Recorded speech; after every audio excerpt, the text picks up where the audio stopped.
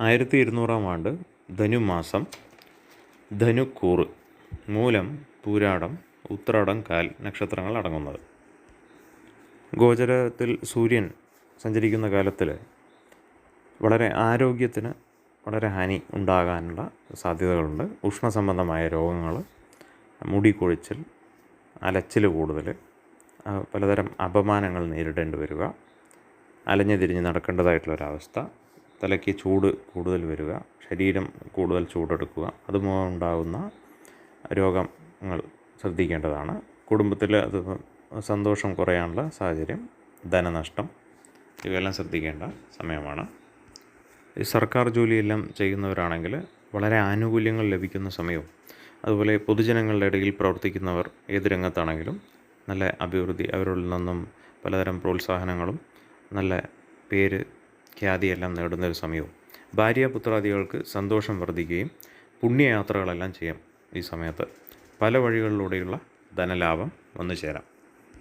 അതുപോലെ കൃഷിയെല്ലാം ചെയ്യുന്നവരാണെങ്കിൽ വല്ലാത്ത ആദായം ലഭിക്കുന്നൊരു സമയവും, ജോലി ലഭിക്കും.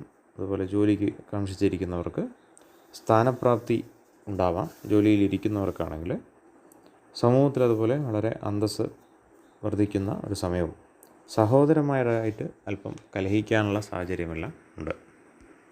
അതുപോലെ മനസ്സിലെ ഉത്സാഹം വളരെ കുറഞ്ഞിരിക്കുന്ന ചില സാഹചര്യങ്ങളും അനുഭവപ്പെടാം.